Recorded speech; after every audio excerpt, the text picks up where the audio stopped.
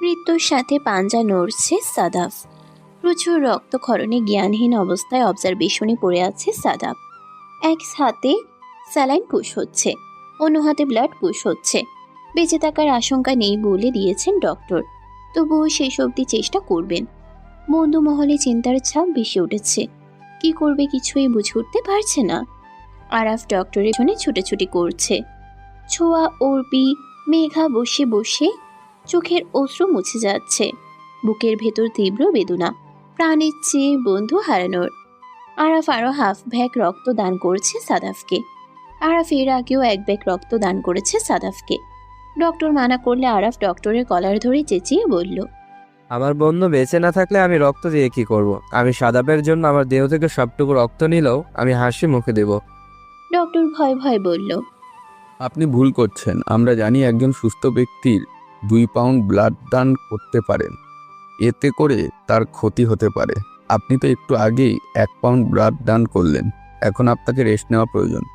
অর্পি আরাফকে টেনে ডক্টরের সাথে বিনয়ী স্বরে বলল, প্লিজ ডক্টর আঙ্কেল, আরাপের কোনো ক্ষতি হবে না। আমরা এই মুহূর্তে কোনো ব্লাড সংগ্রহ করতে পারছি না।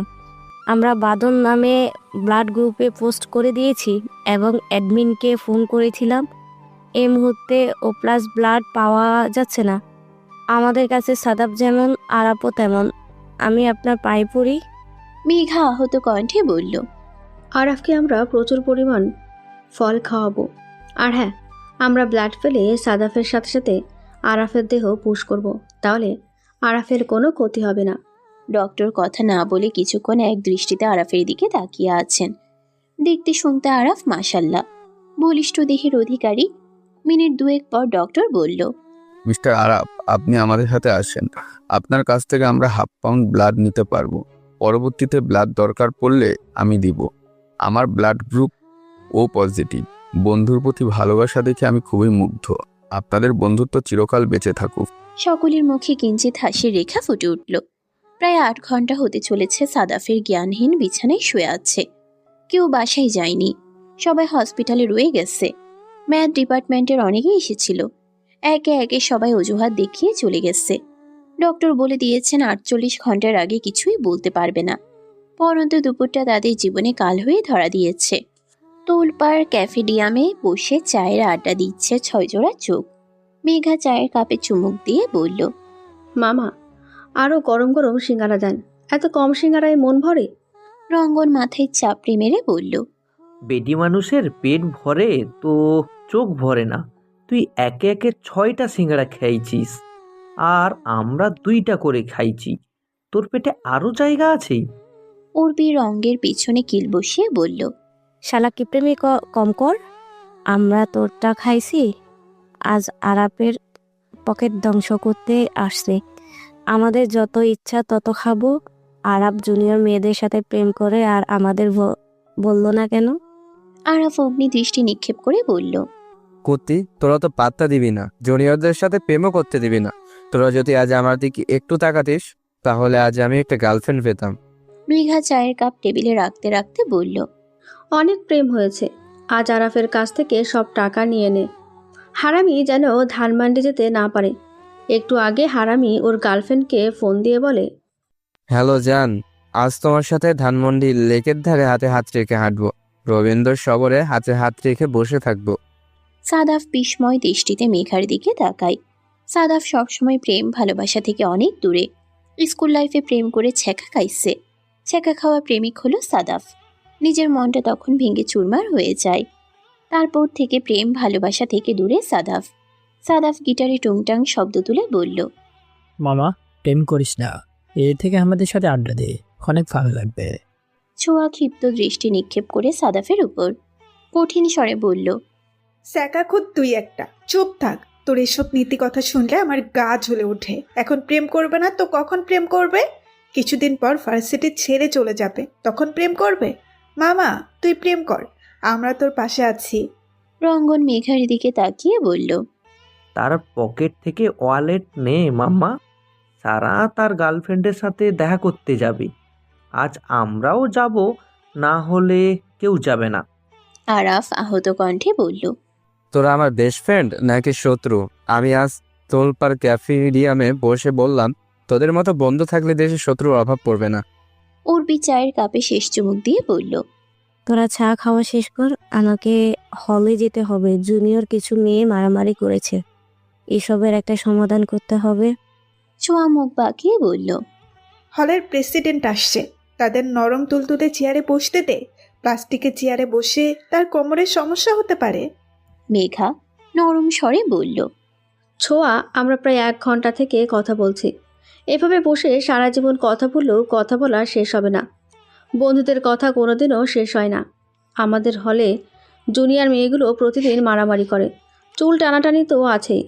কেউ কাউকে দেখতে পারে না, র্যাগের দরকার পড়ে না, তারা নিজেরাই নিজেদের আঘাত করে। সাদাফ হেসে বলল, মেঘার অর্পিকে লাথি দিয়ে এইখান থেকে বের করে দে। তাদের কপালে কোনো ট্রিট নেই, ওই তো হলো ডালের পানি খাবে, সেজন্য তোর রাক্ষসের মতো সিঙ্গারা খায়। আসলে কি জানিস, বেরি মানুষ ফ্রিতে সবাই খাবে, না খেতে পারলে নষ্ট করবে। উর্বি সাদাফের চুল টেনে বলল, কুত্তা, তুই বারবার বেডি মানুষ বলিস কেন? তোরা দোয়া তুলসী পাতা নয়? তুই আর বলবি না কেন বেডি মানুষের কাছে চেকা খাইছিস? উর্বির কথায় বন্ধু মহলে হাসির রেখা ফুটে উঠল। সাদাফ আবারও গিটারে টুংটাং শব্দ তুলে। সাদাফের গিটারের শব্দ বরাবর সবারই প্রিয়। যেমন গিটারের সুর তুলতে পারে, তেমনি ঠোঁটের কোণে বাজে মধুর গান। সাদাফের ঠোঁট বেজে উঠল। কেন মেঘ আসে হৃদয়ের আকাশে, তোমাকে দেখিতে দেয় না মই মেঘে, মাঝে মাঝে তবুও দেখা পাই। আরাফ হুঙ্কার দিয়ে বলল, শালা, তুই এখনো ব্যর্থ গান বলিস? আমি কই একটু প্রেমে পড়েছি, তুই রোমান্টিক গান বলবি? রোমান্টিক গান না বলে ব্যর্থের গান বেজে উঠছে তোর ঠোঁটের কোণে। সাদাফ গিটার পাশের চেয়ারে রেখে বলল, আমার ঠোঁটের কোণে রোমান্টিক গান আসে না, রোমান্টিক খাবার পেলে রোমান্টিক গান আসবো ঠোঁটের কোণে।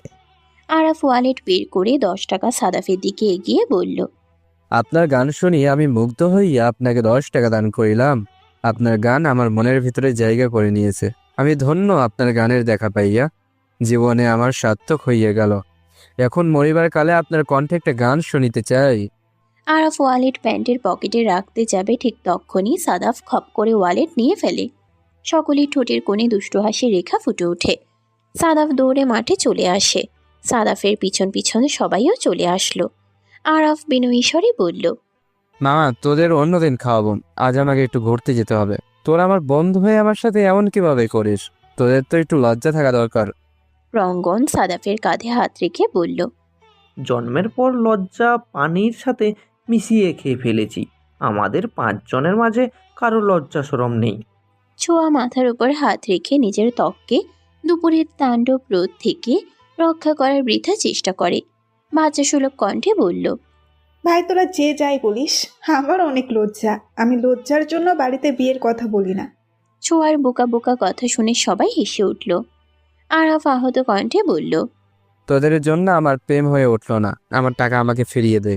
সাদাফ বলল, তুই কে? আমরা কেউ তোকে চিনি না। প্লিজ মামা, আজ তো অনেক কিছু ভক্ষণ করলি, আরও তো দিন পড়ে আছে, অন্যদিন খাবি। সাদাফ ওয়ালেট থেকে গেটে দেখে মুচকি হেসে বলল, যা, আজ তোর কাছে তেমন কিছু খাবো না। আমরা 5টা স্পিড খাবো, তুই খাইলেই খেতে পারিস। মেঘা, ছোঁয়া, উর্বি বলল, ঠিক বলছিস সাদাফ, তাড়াতাড়ি নিয়ে আয়। ঠিক বলছিস সাদাফ, তাড়াতাড়ি নিয়ে আয়। আরাফ সাদাফের পিছনে দৌড়াতে থাকে। তাদের পিছনে জোরে যাচ্ছে আরও 4 জোড়া পা। সাদাফ রাস্তা পার হতে যাবে এমন সময় একটা প্রাইভেট কার এসে সাদাফের দেহকে ধাক্কা দেয়। নিথর রক্তমাখা অবস্থায় পড়ে আছে সাদাফ। সবাই চিৎকার করে বলল।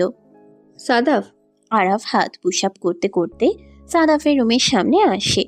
অন্যমনস্ক হয়ে বসে আছে বন্ধু মহল। আরাফের পরপরই রঙ্গন এসে হাজির হলো। রঙ্গনে দেওয়া ইনজেকশনের জন্য রঙ্গন বাহিরে গেছিল। রঙ্গনকে দেখে আরাফ দৌড়ে রঙ্গনকে জড়িয়ে ধরল। ভার্ত আহত কণ্ঠে বলল, সাদাবের অবস্থা আমার জন্য আমি দায়ী। আমি নিজেকে কিছুতেই ক্ষমা করতে পারবো না। আমি টাকাকে বেশি মূল্য দিতাম। আমার প্রাণপ্রিয় বন্ধুর কথা একবারও মাথায় আসলো না।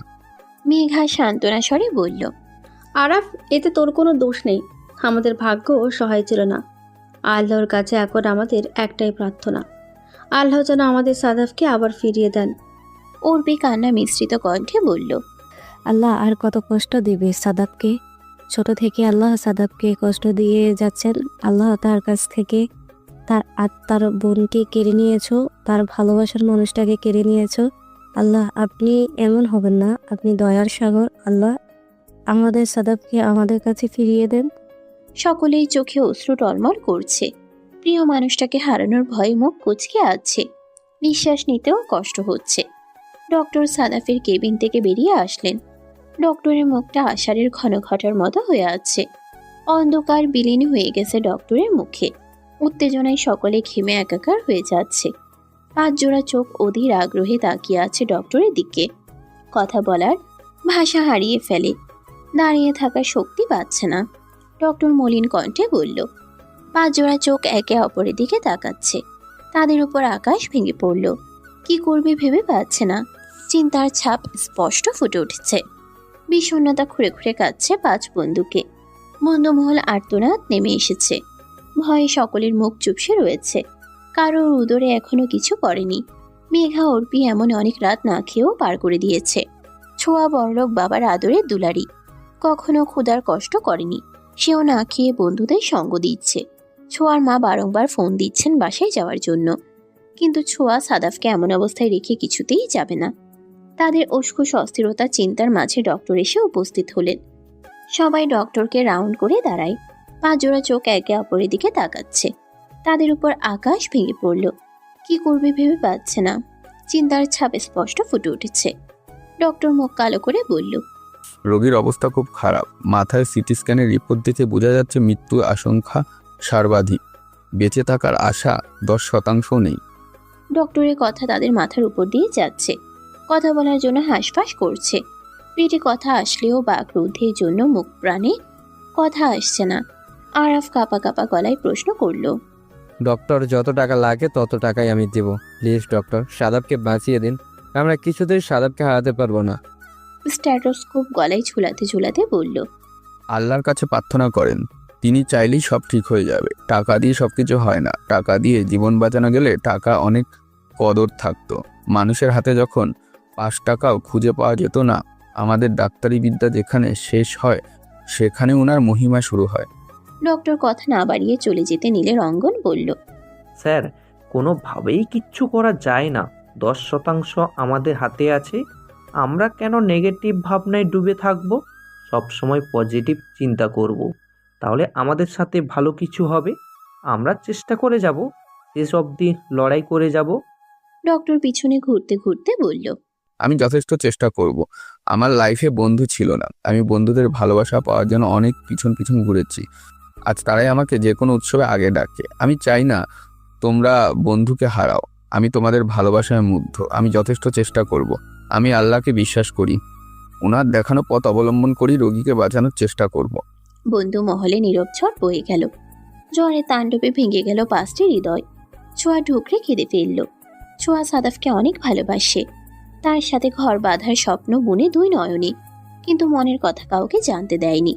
বন্ধুত্ব নষ্ট হয়ে যাবে বলে। ধপাস করে সবাই বসে পড়ল। রঙ্গন সব বিচক্ষণতার সাথে সিদ্ধান্ত নেয়। রঙ্গন বলল, সাদাপের মাকে সব কিছু জানানো দরকার। উনি আজ অনেকবার ফোন দিচ্ছেন সাদাপকে। আমি বাধ্য হয়ে সাদাপের ফোন বন্ধ রেখেছি। না জানি উনি কি করছেন। উনি কি ঠিক আছেন? মেঘা ভেজা গলায় বলল, ভদ্রমহিলা আর কত আঘাত সহ্য করবেন? ছেলেকে অবলম্বন করে বেঁচে আছেন। অকালে ভালোবাসার মানুষকে হারিয়েছেন। নিজের মেয়েকেও হারিয়ে ফেলেছেন। ছেলেকে ভেঙে পড়তে দেখেছেন। অনেক কষ্টে সাদাফকে ডিপ্রেশন থেকে বের করেছেন। এখন যদি সাদাফের কিছু হয়ে যায় তাহলে উনি কাকে নিয়ে বাঁচবেন? ছোঁয়া কান্না মিশ্রিত কণ্ঠে বলল, আল্লাহ কেন ওনার কাছে থেকে সব কিছু কেড়ে নিচ্ছেন? কেন ওনাকে এত কঠোরভাবে আঘাত করছেন? আল্লাহ, আপনি সাদাফকে কেড়ে নেবেন না। উর্বি ভেজা গলায় বলল, সাদাফের কাকা কাকিমা বলু একটুও ভালো নয়। সব সময় আন্টিকে বিরক্ত করেন, উঠতে বসতে বাজে কথা শোনান। আজীব দুনিয়া তো। আল্লাহ কত মানুষ বানিয়েছেন। আরাফ বিরক্তি নিয়ে বলল, এখন এসব কথা বলা বন্ধ কর। আন্টি কিভাবে এ খবর দিব? সাদাবের বিষয়ে আন্টি না জানলেও খারাপ হয়ে যাবে। বলা যাচ্ছে না কখন কি হয়। রঙ্গন ফোন অন করে বলল, আমি আন্টিকে ফোন করছি, পাশ থেকে কেউ কোনো কথা বলবি না। যা বলার আমি আন্টিকে বলবো। কোনো শব্দ হলে আন্টি সব কিছু বুঝে যাবে। এই দিকে কেউ যেন না আসে, সেই দিকে খেয়াল রাখতে হবে। রঙ্গন আন্টি নাম্বারে ডায়াল করলো। ফোনটা হাই স্পিকারে দিল রঙ্গন। ফোন বাজার সাথে সাথেই ভদ্রমহিলা ফোন তুললেন। ফোনের জন্যই অধীর আগ্রহে বসেছিলেন কখন সাদাফ একটু ফোন দিবে, প্রাণপ্রিয় ছেলের কণ্ঠস্বর শুনতে পাবেন। ভদ্রমহিলা উৎফুল্লের সহিত বলল, আব্বু তুমি কোথায় ছিলে? আব্বু তোমার জন্য কখন থেকে অপেক্ষা করছি। তোমার মা এখনো না খেয়ে বসে আছে। তোমার জন্য তোমার আম্মুর চিন্তা হয় জানো না? তোমার ফোন বন্ধ ছিল বলে আমি অনেক ভয় পেয়ে গেছিলাম। আব্বু কথা বলছো না কেন?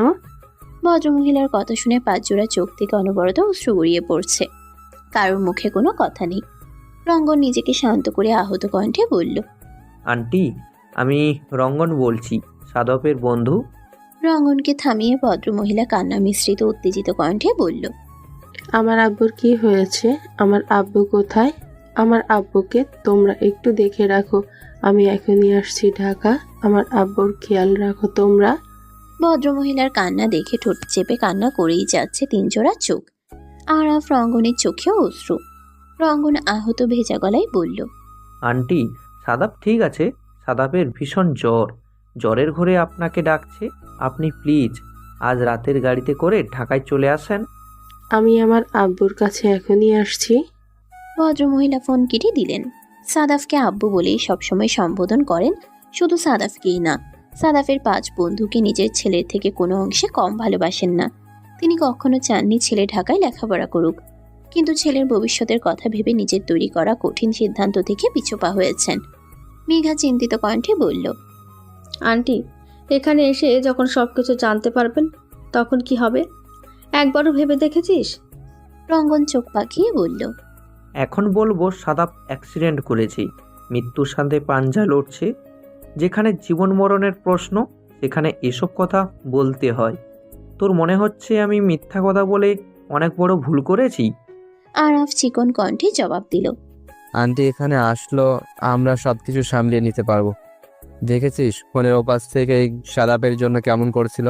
এখন যদি আমরা সত্যি কথা বলতাম ওনার কিছু হয়ে যেত, স্টক করে মারাও যেতেন। এভাবে আর চলে না। দেখতে দেখতে ঘড়ির কাঁটা 3টে ছুঁই ছুঁই। ক্ষুধার জ্বালায় পেটে ইঁদুর দৌড়াচ্ছে। রঙ্গন হোটেল থেকে গরম গরম ডাল রুটি নিয়ে হাজির। ভেজা গলায় ছোঁয়া বলল, আমি খাবো না, তোরা খেয়ে নে। সাদাপ যতক্ষণ ভালো না হচ্ছে ততক্ষণ কিছুই খেতে পারবো না। আরাফ বিরক্তি নিয়ে বলল, থাপ্পড় দিয়ে দাঁত ফেলে দেবো। খাবি না কেন? এখন না খেয়ে মারা যাবি? যখন সাদাপ জানতে পারবে তখন তার জন্য আমরা না খেয়ে বসে আছি, তখন সে অনেক কষ্ট পাবে। আমরা তাকে আর কষ্ট দিতে পারবো না। আরাফের রাগ দেখে চুপসে গেল ছোঁয়া। বাধ্য মেয়ের মতো রুটি নিয়ে মুখে ভরে নিল। ছোঁয়া মা বাসা থেকে খাবার পাঠিয়েছিলেন, কেউ খাবে না বলে সকল খাবার পাঠিয়ে দেওয়া হয়েছে। আধার কেটে ভোরের আলো ফুটতেই সাদাফের মা হলে চলে আসছেন। রঙ্গন অপেক্ষা করছিল সাদাফের মায়ের জন্য। ছেলের অসুস্থের কথা কানে আসতেই 1 মিনিটও দেরি করেনি ভদ্রমহিলা। সবকিছু ফেলে ছুটে এসেছেন ঢাকা। রঙ্গন ভালোবাসার সহিত বলল, আন্টি, সাদাপ হলে নেই। আপনার ব্যাগ আমার কাছে দেন, আমি হলের ম্যানেজারের কাছে রেখে আসছি। আপনাকে সাদাপের কাছে নিয়ে যাচ্ছি। ওনাকে দেখে মনে হচ্ছে সারা রাস্তায় কান্না করতে করতে এসেছেন। নেত্রোদয় ভীষণ লাল, পাপড়িগুলো ভিজে একাকার। মায়ের মনে সবার আগে দাগ কাটে। রঙ্গন রিক্সা ডেকে হসপিটালে চলে আসলো। ভদ্রমহিলা পাগলের মতো প্রশ্ন করল, আমার আব্বুর কি হয়েছে? আমার আব্বুকে হসপিটালে কেন নিয়ে এসেছো? মেঘা সাদাফের মাকে জড়িয়ে ধরে শান্ত করার চেষ্টা করলো। মেঘাকে দূরে ঠেলে দিলেন। ক্ষোভ নিয়ে বলল, আমার আব্বু কোথায়? আমি তার কাছে যাব। আমাকে তার কাছে নিয়ে যাও। অর্পি সান্ত্বনার বাণী দিয়ে বলল। আন্টি আপনি শান্ত হন, আপনাকে আমরা সব কিছু বলছি। ছোঁয়া পানি এগিয়ে দিল। ঢক ঢক করে পানি পান করলেন। নিজেকে শান্ত রেখে প্রশ্ন করলেন, তোমরা সবাই এখানে? সাদাফ কই? রঙ্গন হাঁটু গেড়ে বসে আন্টি 2 হাত নিজের মুষ্টির মাঝে আবদ্ধ করে নিল। আহত কণ্ঠে জবাব দিল, আন্টি, সাদাপ অ্যাক্সিডেন্ট করেছে। সাদাপকে অবজারভেশন রাখা হয়েছে। সাদাপ মাথায় অনেক আঘাত পেয়েছে। ডক্টর বলেছে ঠিক হতে সময় লাগবে। আমাদের ধৈর্য ধারণ করতে বলেছে।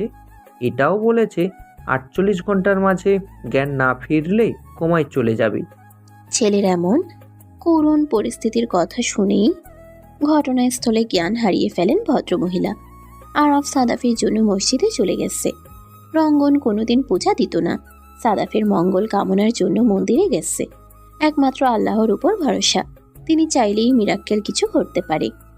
আধার যতই গভীর হোক না কেন, দিনের আলোকে আটকাতে পারে না। ভোরের আলো ফুটতেই ঘন অন্ধকার কেটে যায়। দুঃখ মানুষের জীবনে চিরস্থায়ী হতে পারে না। সাদাফের মাকে ঘুমের ইঞ্জেকশন দিয়ে ঘুম পাড়িয়ে দেওয়া হয়েছে। ডাক্তারি বিদ্যা যেখানেই শেষ, সেখানে থেকে শুরু হয় আল্লাহর মহিমা। হুট করে সাদাফের জ্ঞান ফিরে আসে। বন্ধু মহলে হাসির হইচই উঠল। প্রাণ ফিরে পেল সাথে 5টি অনবন্ত নিশ্চল প্রাণ। সকল ক্লান্তি নিমিষে উধাও। হাসির রেখা ফুটে উঠেছে। হাতে ফিরে পেয়েছে অমূল্য রত্ন। সকলের চোখে আনন্দের অশ্রু। কথা বলতে পারছে না, নেত্রের দৃষ্টিতে হাজারো কথা বলছে। চোখে চোখে বলা ভাষা শেষ হচ্ছে না। ছোঁয়া কাঁপা কাঁপা গলায় বলল, স্যার, সাদাপ এখন বিপদমুক্ত, তার কিছু হবে না তো? ডক্টর মুচকি হেসে বলল, আপনাদের বন্ধুর কিচ্ছু হবে না। আল্লাহ আপনাদের কথা কবুল করেছে। আল্লাহর কাছে শুকরিয়া আদায় করেন। আমার জীবন ধন্য হতো এমন বন্ধু আমার জীবনে থাকলে। আরাফ উত্তেজিত কণ্ঠে বলল, আমরা কখন দেখা করতে পারবো? আমরা সাদাফের সাথে দেখা করতে চাই। সরি, এখন কাউকে দেখা করার সুযোগ দিচ্ছি না। উনার মাথায় অনেক আঘাত পেয়েছে। আপনাদের দেখলে উত্তেজিত হয়ে যাবেন।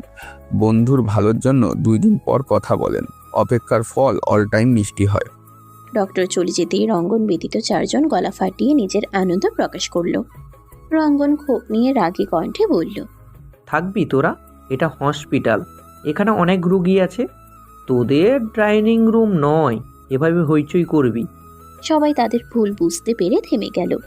তবুও থেমে থাকলো না কারো ওষ্ঠ। 5 জোড়া ওষ্ঠ অনবরত ওঠানামা করেই যাচ্ছে। কি বলছে জানা নেই। যখন যা বলতে ইচ্ছা করছে তখনই সব বলে ফেলছে। বন্ধুত্ব সেই, যার সাথে সকল কথা শেয়ার করা যায়, কোনো সংকোচ না করেই মনের অনুভূতি প্রকাশ করা যায়, যার সাথে কথা বলতে কোনো ভাবনা লাগে না, যেখানে শেষ হয় সেখান থেকে যে কোনো কথা বলা। সাদাফের মুখে এখনো অক্সিজেন মাস্ক পরিহিত। সাদাফের হাতের উপর হাত রেখে অশ্রু ফেলে যাচ্ছেন ওনার মা। মায়ের ভালোবাসার কাছে সবকিছু তুচ্ছ। ওনার দিকে তাকিয়ে চোখ থেকে অশ্রুর বন্যা বয়ে যাচ্ছে। একজন নার্স এসে বলল, আপনি এখানে কান্নাকাটি করবেন না, প্লিজ বোঝার চেষ্টা করেন। আপনার কান্না দেখে রোগী কান্না করছেন, এতে ওনার ক্ষতি হতে পারে। আপনি কি চান আপনার ছেলের ক্ষতি হোক? সাদাফের মা কান্না মিশ্রিত কণ্ঠে বলল, আমি কখনো চাইবো না আমার ছেলের ক্ষতি করতে। বুকের মাঝে কষ্ট লুকিয়ে রেখে মলিন হাসি দিয়ে বলল, আমি আর কান্না করব না, কখনো কান্না করব না। কেটে গেল 2 দিন। আজ সাদাফকে কেবিনে দেওয়া হয়েছে। সাদাফের মা ছোঁয়ার সাথে তাদের বাসায় গেছেন। সাদাফ এখন মোটামুটি সুস্থ।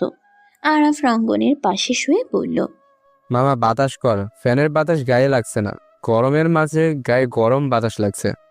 সাদাফ চকিত দৃষ্টি মেলে তাকায় আরাফের দিকে। মেঘা বুঝতে বুঝতে বলল, মামা, এভাবে তাকিয়ে থাকিস না। ছেলে হয়ে ছেলেদের দিকে এভাবে তাকিয়ে থাকলে বুঝতেই পারছিস কি ভাবতে পারে। রঙ্গন অন্যজনের পাশে বুঝতে বুঝতে বলল, তোদের রুচি দেখে আই অ্যাম অবাক, বিশেষ করে মেঘা কথা শুনে। তুই কিভাবে বলতে পারলি এসব কথা? উর্বি প্রবেশ করতে করতে বলল, সাদাবকে পিটানোর জন্য আমি লাঠি নিয়ে আসছি। হলে জুনিয়রদের ভয় দেখানোর জন্য নিয়ে আসছি। এখন তোকে পিটানোর কাজে লাগবে।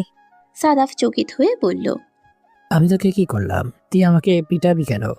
তোর প্রেম আমি কি কখনো বাধা হয়ে দাঁড়ালাম? উর্বি রেগে বলল, কুত্তা, তুই ক্যাম্পাসের বাইরে দূরে গেলি কেন? তোর কিছু হলে আমরা কাকে নিয়ে বেঁচে থাকতাম? তুই ছেড়ে যাবি ভালো কথা, কিন্তু তোর ভালো থাকাটা আমাদের কাছে বেশি গুরুত্বপূর্ণ। উর্বির কথাগুলো কান্না মিশ্রিত কণ্ঠে বলল। সাদাফের হাতে হাত রেখে বলল, এমন কখনো করবি না। আমরা তোকে অনেক ভালোবাসি। তোকে ছাড়া আমাদের বন্ধুত্ব মহল শূন্য। তুই ছাড়া খাখা করবে তোলফার ক্যাফেটিয়াম, খাকা করবে ম্যাথ ডিপার্টমেন্ট, নাজিয়া ম্যামের বকা দিয়ে অকারণে কাউকে বের করে দেবে। তুই থাকলে আমরা একটু সাহস পাই। আমাদের বের করতে পারবে না। মেঘা অর্পির পিঠে থাপ্পড় বসিয়ে বলল, এসব ন্যাকামি বন্ধ কর, আমার পা ব্যথা করছে। পারলে তুই সাদাফকে লাথি দিয়ে বেড থেকে ফেলে দে, আমি একটু ঘুমাবো। সাদাফ মিহি কণ্ঠে বলল, কি, তোরা এইখানে থাকবি? তোরা কবে থেকে রোগী হলে? অসুস্থ ছিলাম আমি। তোদের ভাবভঙ্গি দেখে মনে হচ্ছে তোরা 14 বছর থেকে অসুস্থ। মেঘা সাদাফকে বেড থেকে টেনে নামায়। মায়া ভরা ভীত কণ্ঠে বলল, তোমার জন্য রাতে ঘুমাতে পারিনি ভালো করে। 4 দিন ঠিক মতো কিছুই খেতে পারিনি। বাইরে দাঁড়িয়ে তোকে পাহারা দিচ্ছি, মশার সাথে যুদ্ধ করেছি। আমাদের যদি ডেঙ্গু জ্বর হয়ে যায়, তুই জানিস না শীতের আগে ডেঙ্গু জ্বরের উৎপাত বেড়ে যায়। সাদাফ পোকার ছেলের মতো অন্যের বেডে বসে আছে। পাশে বসে আছে রঙ্গন। মেঘা অর্পি আরাফ না বসে আছে না শুয়ে আছে, কথার বন্যা বসিয়ে ফেলেছে। বেনি মানুষের কথাই সাই দিলে কথা কোনোদিন শেষ হয় না। তার একটা জ্বলন্ত উদাহরণ হলো আরাফ।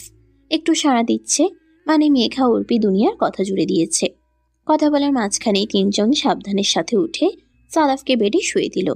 এমন ঘটনায় ভেবাচেকা খেল রঙ্গন, সাদাফ। তাদের উদ্দেশ্য কিছুই বুঝতে পারল না।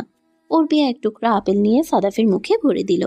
মিষ্টি মধুর স্বরে বলল, আহারে, না খেয়ে শুকিয়ে যাচ্ছে। তোকে এমন শুকনো অবস্থায় দেখে আমার খুব কষ্ট হয়। মেঘা অরেঞ্জ জুস এগিয়ে দিয়ে বলল, একটু কষ্ট করে উঠে বস, জুসটা সম্পূর্ণ খেয়ে নে। জুস না খেলে শক্তি পাবি কি করে? আরাফ ওভার ভাব দেখিয়ে বলল, দোস্ত কি খাবি আমাকে বল, আমি তোর জন্য সবকিছু এক্ষুনি হাজির করছি।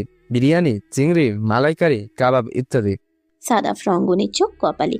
একটু আগে এসব ফল খাওয়ানোর জন্য এদের মাঝে 3য় বিশ্বযুদ্ধ হয়ে গেল। এখন নিজে থেকে খাওয়ানোর জন্য উঠে পড়ে লেগেছে। অর্পি সাদাফের পিঠে থাপ্পড় বসিয়ে ন্যাকাস্বরে বলল, তুই বন্ধু নামে কলঙ্ক। একজন মৃত্যু পথযাত্রীকে সেবা যত্ন না করে এখানে বসে আছিস। আল্লাহর কাছে হাজার হাজার শুক্রিয়া, আমার বন্ধুর কোনো ক্ষতি করেনি।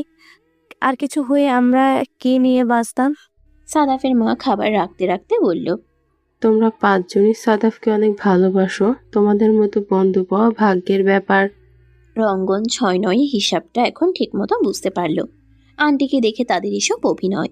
স্টার জলসা এদের চোখে দেখে না। মেঘা বিড়বিড় করে বলল, কপাল খারাপ বলেই এমন বন্ধু জুটেছে। শালাগুলো বাদ দিতে 1 মিনিটও ভাবে না। কিছুদিন থাকলে বুঝতে পারবেন। সাদাফের মা বলল, মেঘা মামুনি, তুমি কিছু বললে? আমি তোমার কথা বুঝতে পারলাম না। মেঘা ভীতু হাসি দিয়ে বলল, না না আন্টি, এমন কিছুই বলিনি।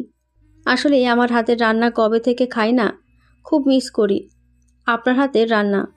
মাথায় হাত বুলাতে বুলাতে অর্পিকে ইশারা করে বলল, জানতে পারলে এখনই খুন করে ফেলতো। আল্লাহ বাঁচিয়েছেন, কিছু জানতে পারেননি। সাদাফ এখন পুরোপুরি সুস্থ। রেগুলার ক্লাসে মন দিয়েছে সবাই। ইনকোর্স পরীক্ষা 2 দিন পর। তবুও বন্ধু মহল গোল হয়ে মাঠের মাঝে বসে আছে। সূর্যের তেজস্বী রশ্মি তাদের গায়ে পড়ছে। তুলপাড় ক্যাফেডিয়ামে খোপ নিয়ে বসে আছে আরাফ। মাথা গরম, চোখে অগ্নি, যে কাউকে পুড়িয়ে ফেলবে। দৃষ্টিতে খেলা করছে সেই ইনকোর্স পরীক্ষার দৃশ্য। সর্বশেষ পরীক্ষা ছিল। সাদাফের কাছ থেকে আজ কোনো প্রকার সাহায্য পায়নি আরাফ। মেঘা বিশুরা গলায় গান ধরল, আরে আরাফ করেছে রাগ, দেখায়নি সাদাফ। আরাফ করিবে ফেল, টানিবে ঠেলা, ম্যামের কাছে হয়ে যাবে সিল। অর্পি হুহা করে হেসে উঠল। মেঘার এমন অদ্ভুত গান শুনে আশেপাশে অনেক জুনিয়ররাই হেসে উঠল। অর্পি হাসি থামিয়ে বলল, দোস্ত, তোকে আজ 31 এর টেলিভিশনে পর্দায় দেখানো হবে। তুই এত সুন্দর কাকের মতো গান পারছিস, আগে জানি না। আগে জানলে আমি তোর অটোগ্রাফ নিতাম। মেঘা শক্তপোক্ত ভাষায় জবাব দিল, মানা করেছে কে? অটোগ্রাফ এখনও নিতে পারিস। আমার কোনো অহংকার নেই। আমার কণ্ঠের কাছে বাংলাদেশের কণ্ঠের নারী রুনা লায়লাও ফেল। ওনাকে আমি গান শেখাই। ছোঁয়া রাগ নিয়ে বলল, থামবি তোরা, তোদের এসব ড্রামা আমার কাছে ভালো লাগছে না। 2 সপ্তাহ কষ্ট করে সব পরীক্ষা শেষ করলাম। এখানে একজন রাগ করে বসে আছে, অন্য 2 জন বিশ্ববিখ্যাত শিল্পী হয়ে যাচ্ছেন। সাদাফ, রঙ্গন এখনো আসল না, তাদের 2টাকে ধরে নিয়ে যাই। অর্পি আরাফের কাঁধে হাত রেখে বলল, মামা প্যারানিস না, ইনকোর্স পরীক্ষা তো অনেকে দেয় নাই। আরাফ ক্ষোভ নিয়ে বলল। সাদাবের বাচ্চার ওপর আমার কোনো রাগ নেই, আমার তো একটাই রাগ, সে আমাকে না দেখিয়ে অন্য মেয়েকে দেখালো। ভাবতে পারছিস আমাকে ভুলে গেছে। মেঘা আহ্লাদি স্বরে বলল। আহারে, ছোট বাবুটাকে ভুলে গেছে। তোর অবস্থা দেখে আমি ভাবছিলাম কি না কি হয়ে গেছে, এখন দেখি এই ব্যাপার। একটু হলেও ভেবে নিয়েছিলাম তোর সাথে তোর জিএফের ব্রেকআপ হয়েছে। উর্বি মেঘাকে থামিয়ে বলল। মেঘা, ছোঁয়া মনে আছে আমরা আরাপের প্রাণপ্রিয় প্রিয়তমাকে কিভাবে র্যাক দিয়েছিলাম? মনে পড়লেই আমার খুব হাসি পায়। ছোঁয়া মুচকি হেসে বলল। আর বলিস না, মেয়েটাকে চাপকলের পানির জন্য কতই না দৌড় পাঠানো হয়েছে। কত গাধা ছিল, পানি নিয়ে আসতে পারেনি বলে শাস্তি হিসাবে দেওয়া হয়েছে। আরাফের জিএফ এক পায়ে দাঁড়িয়ে ব্যায়াম করে, তখন থেকেই আমাদের আরাফ বাবু প্রেমে পড়ে যায়। ছোঁয়ার কথার মাঝে সাদাফ রঙ্গন ক্যাফেডিয়ামে প্রবেশ করে। সাদাফ প্লাস্টিকের চেয়ার টেনে বসতে বসতে বলল। সরি দোস্ত, আমার সাথে কথা বলতে বলতে লেট হয়ে গেছে। ছোঁয়া সাদাফের কাঁধে মাথা রেখে বলল। আমি তোর জন্য সবসময় অপেক্ষা করতে পারবো, তুই আরও লেট করে আসলে কোনো সমস্যা হতো না। সাদাফ বিরক্তি নিয়ে বলল। দূরে সর, আমার কাঁধে মাথা রাখার কি হলো? বাড়িতে ঘুমাতে পারিস না? আমার কাঁধে তোকে ঘুমাতে হবে? ছোঁয়া অভিমানী স্বরে বলল। আমি তোর কাঁধে মাথা রাখলে সমস্যা কি? বন্ধুর কাঁধে মাথা রাখতেই তো পারি। সাদাফ বিরক্তি স্বরে বলল। গরমে ভিজে একাকার, তারপর তুই কাঁধে মাথা রাখছিস, তোর কি গরম লাগে না? দূরে সর। ক্যাফেডিয়ামের ফ্যানগুলো পুরান হয়ে গেছে, 2G নেটের মতো হয়ে গেছে। ছোঁয়া চুপি চুপি বলল। আমার কাছে তোর ঘাম মাখা শার্টের গন্ধ ভালো লাগে, মিশে একাকার হতে ইচ্ছে করে। আমার কাছে তোর প্রতিটি জিনিসই ভালো লাগে। আরাফ কাউকে পাত্তা না দিয়ে বলল। পরীক্ষার ঝামেলায় তেতো হয়ে গেছি, চল আমরা ব্যাটারিক্যাল গার্ডে ঘুরে আসি। ছোঁয়া খুশিতে আত্মহারা হয়ে বলল। আরাফ, তুই আমার মনের কথা বলেছিস। বুকে আয় মামা, বুকে আয়। উর্বি খোঁচা মেরে বলল। আরাপ ছোঁয়ার বুকে লেপটে পড়ে। অনেক ভালোবাসা দিবে তোকে। আহারে, তোকে 2 হাত বাড়িয়ে বুকে টানছে।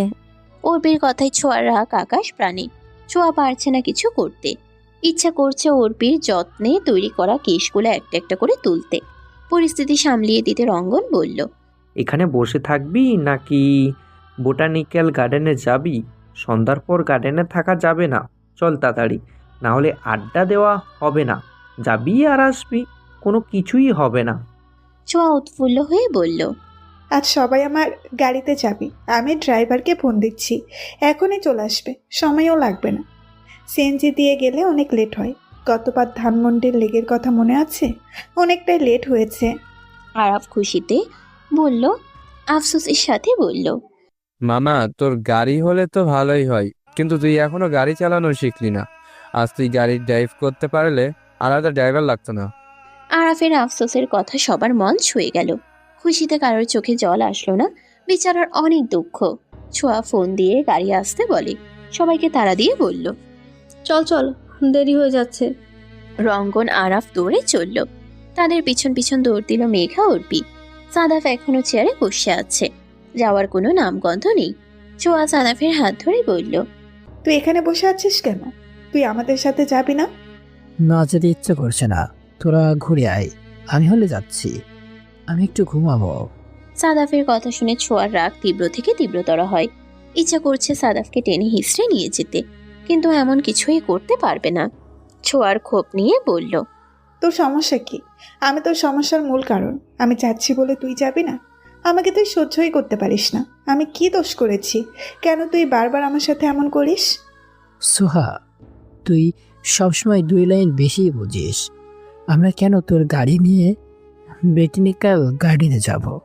আমাদের তুই দয়া করিস, আমরা একটা সিএনজি ভাড়া করে যেতে পারতাম না? একটু লেট হলে সমস্যা কি? তার মানে তোর মূল সমস্যা হচ্ছে আমার গাড়ি। এখন আমার গাড়িকেও তোর সহ্য হয় না? তাকে তুই প্রতিদ্বন্দ্বী মনে করিস? এখন সিএনজি দিয়ে গেলে লেট হবে, তুইও জানিস, তবুও কেন এসব বলছিস? জানি, কিন্তু আমাদের জন্য আন্টি তোকে সবসময় বকা দেন কেন? তুই আমাদের জন্য বরাবর বকা খাবি? আমি তোদের জন্য বারবার বকা খেতে রাজি। আমাদের কাছে তোরা অমূল্য। তোদের ভালোবাসার মূল্য কখনো দিতে পারবো না। আমার এলোমেলো জীবনটা তোরা সাজিয়ে দিয়েছিস। মা যতই বকা দেন, তিনি জানেন আমি তোদের সাথে ভালো থাকি।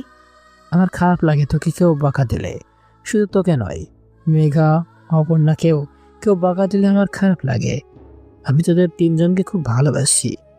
ছোঁয়ার মন খারাপ হয়ে গেল। সাদাফ তার জন্য ভাবে না, মেঘা অর্পির জন্য যেমন ভাবনা তার জন্যও তেমন ভাবনা।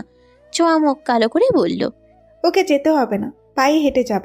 আমি মানা করে দিচ্ছি, আমার কিছু যায় আসে না। অন্যরা কি ভাববে সেটা তুই জবাব দিবি। আমি বলবো তুই যেতে মানা করেছিস, আমার এতে কোনো দোষ নেই। এমন কিছুই করবি না, চল যাচ্ছি। এদিকে আরাফ রঙ্গন ড্রাইভারের সাথে বসেছে। সাদাফ ছোঁয়া লেট করছে বলে তারা আকাশ পাতাল ভেবে যাচ্ছে। তাদের মাঝে কুচকুচ হতা হে। এক একজনের ভাবনা এক এক রকম। মুখে মুখে তো বাসর পর্যন্ত চলে গেছে। সাদাফ ছোঁয়া আসতেই সবাই চুপ হয়ে যায়, কোনো কথা নেই। ঝড়ের পর প্রকৃতি যেমন শান্ত, ঠিক তেমনই সবার মাঝে নীরবতা বিরাজ করছে। সাদাফ বাধ্য হয়ে ছোঁয়ার সাথে বসলো। চারিদিকে জোড়ায় জোড়ায় কবুতরের বসবাস। বোটানিক্যাল গার্ডেন হয়ে গেছে প্রেম গার্ডেন। গোধূলি বেলায় পড়ন্ত দুপুরে সবাই চলে আসে ভালোবাসার মানুষের সাথে একান্ত কিছু সময় কাটানোর জন্য। সবাই শাপলা পুকুর পাড়ে গোল হয়ে বসলো। আরাফ গিটারে টুংটাং শব্দ তুলে। অর্পির কণ্ঠে ধ্বনিত হয় রবীন্দ্রনাথের গান। অর্পির গলার সাথে তাল মিলিয়ে যাচ্ছে সবাই। বন্ধু মহলে কোলাহল শুরু হয়ে গেল।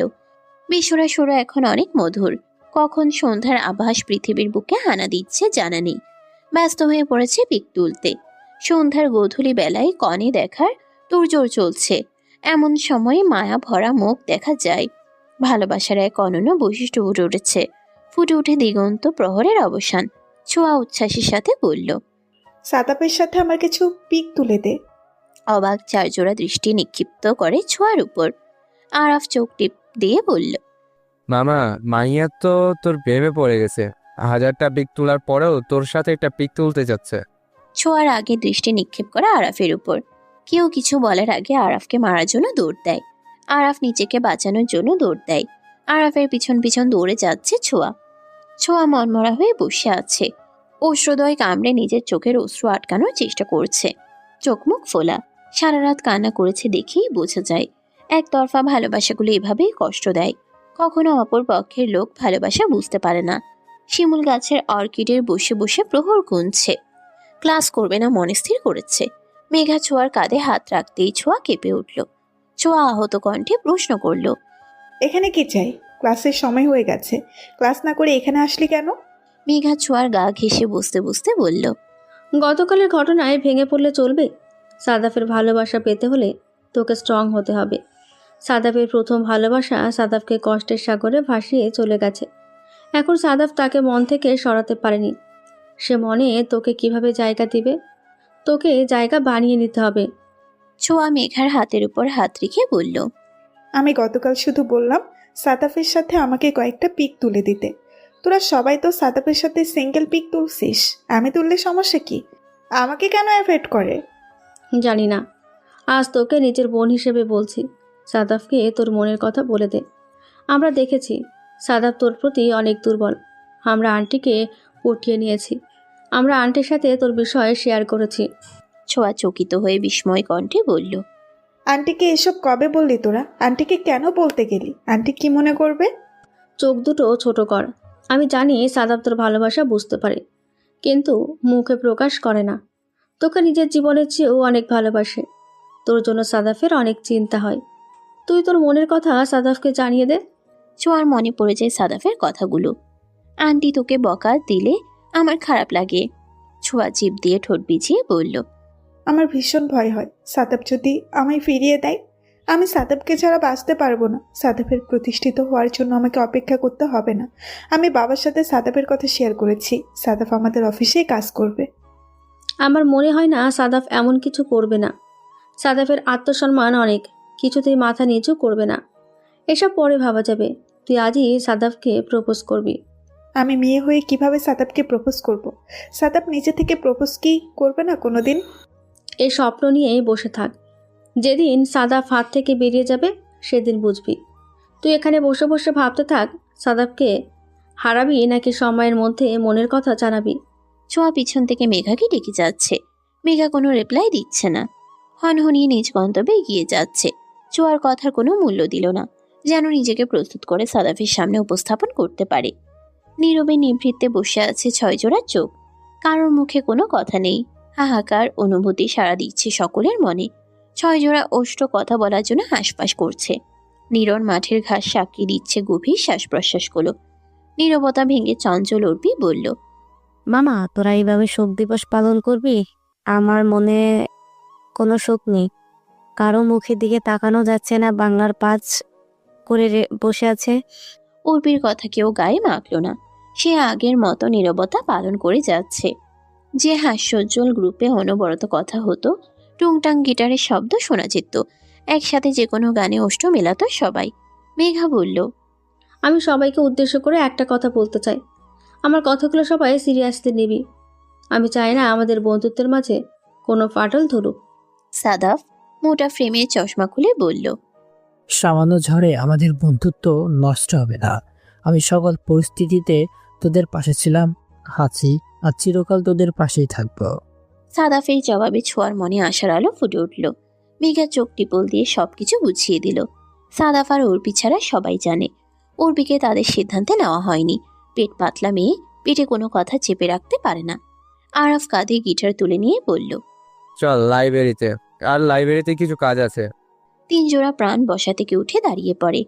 সামনের দিকে পা বাড়াতেই ছোঁয়া সাদাফের সামনে হাঁটু গেড়ে বসল। সাদাফের দিকে একটা রিং এগিয়ে দিয়ে মধুর স্বরে বলল, আমি তোর ভালোবাসার সঙ্গী হতে চাই, সারা জীবন পাশে থাকতে চাই, তোর দুঃখ ভাগ করে নিতে চাই। সুখটা একান্ত তোরই থাকবে, তোর সুখের ভাগ নিব না। আমি তোর সব কিছু জেনেই তোর কাছে আসতে চাই। আমি কখনো তোকে নীতিতে ভুলে যেতে বলবো না। নীতির জায়গায় তোর মনে সারা জীবন থাকবে। আমি নীতির জায়গা নেব না। আমি তোর মনের গহীন কোণের একটা অংশ হতে চাই। সমস্ত অংশ জুড়ে থাকবে নীতি। উর্বির চোখ আকাশ পানি। উর্বি কোনোদিন কল্পনা করতেও পারেনি যে ছোঁয়া আজ সাদাফকে প্রপোজ করবে। বাকি 3 জোড়া চোখ নিবদ্ধ সাদাফ ছোঁয়ার দিকে। সাদাফের উত্তরের আশায় আছে সবাই। রঙ্গন বলল, সাদাব, তুই বাস্তবতার সাথে নিজেকে তুলনা করে দেখ, সব দিক বিবেচনা করে দেখ। তোকে ডিপ্রেশন থেকে বেরিয়ে আসার জন্য ছোঁয়া তোর জীবনে অনেক গুরুত্বপূর্ণ। ছোঁয়ার ভালোবাসা তোর জীবনে সব থেকে বেশি। সবসময় তোকে ভালোবেসে গেছি। বন্ধুত্ব নষ্ট হওয়ার ভয়ে কখনো মুখ ফুটিয়ে বলতে পারেনি। আজ তোর কাছে বন্ধুত্বের জবাব পেয়ে নিজের মনে সাহস পেয়েছি। তাকে তুই ফিরিয়ে দিবি না প্লিজ। সাদাফের মুখে কোনো কথা নেই।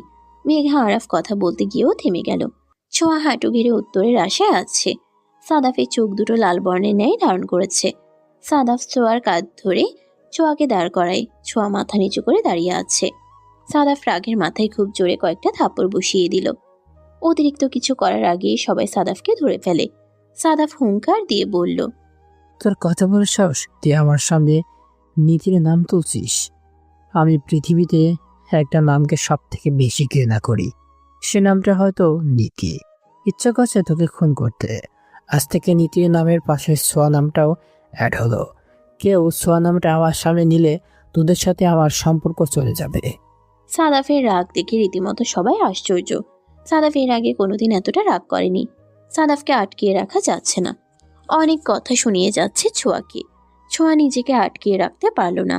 ছোঁয়া দৌড়ে নিজের গাড়িতে চলে আসে। ছোঁয়ার পিছন পিছন মেঘা উর্পিও দৌড়ে আসে। তারা আসার আগেই ছোঁয়া গাড়ির দ্বার আটকে দেয়। ড্রাইভারকে করার নির্দেশ দেওয়াতেই ড্রাইভার গাড়ি চালিয়ে চলে গেলেন। মেঘা উর্পির কথায় কোনো পাত্তা দিল না। হসপিটালের করিডোরে একমাত্র মেয়েকে হারানোর প্রহর গুনে যাচ্ছে। ছোঁয়া সুইসাইড করার চেষ্টা করেছে। বাসায় যাওয়ার পর ছোঁয়ার বাবার রাখা ঘুমের মেডিসিন সবগুলো খেয়ে নিয়েছে। কাজের মহিলা দেখে নিয়েছিল, সেজন্য সাথে সাথে ছোঁয়াকে হসপিটালে নিয়ে আসা হয়। ছোঁয়ার পেট থেকে ঘুমের মেডিসিনের প্রভাব দূর করার জন্য ডক্টর স্টোমাক ওয়াশ করে যাচ্ছেন। ছোঁয়ার বাবাকে এক জায়গায় ছুপড়ি মেরে বসে আছে। ছোঁয়ার মা অনবরত কান্না করেই যাচ্ছে। ছোঁয়ার ফ্রেন্ডদের কাউকে এই খবর দেওয়া হয়নি। ছোঁয়ার ফোনে একের পর এক ট্রাই করে যাচ্ছে আরাফ, রঙ্গন, মেঘা, উর্পি, কিন্তু কারো ফোন তুলছে না। ছোঁয়ার রুমে অবহেলায় অনাদরে ফোনটা পড়ে আছে। সবাই সিদ্ধান্ত নিল ছোঁয়াদের বাড়ি আসবে। সকল ভাবনা একপাশে রেখে চলে আসলো ছোঁয়াদের বাসায়। দারোয়ানের কাছ থেকে জানতে পারে ছোঁয়া সুইসাইড করার চেষ্টা করেছে। রঙ্গন সাদাফকে ফোন দিল। সাদাফ ফোন তুলে কড়া জবাব দিল, রঙ্গন, তুই আমাকে ফোন দেওয়ার চেষ্টা করবি না। আমাকে আজ একা থাকতে দে। আমি মরে যাব না। আমি ততটা দুর্বল নই। মরার হলে হাসপাতালে মরে যেতাম। রঙ্গনকে কিছু বলার সুযোগ না দিয়ে ফোন কেটে দিল। পরবর্তীতে ফোন ডায়াল করলে সুইচ অফ দেখালো। কোনো উপায় না পেয়ে সাদাফকে মেসেজ করে জানিয়ে দিল। তোর জন্য ছোঁয়া সুইসাইড করেছি, পারলে ছোঁয়াকে মাটি দিতে আসিস।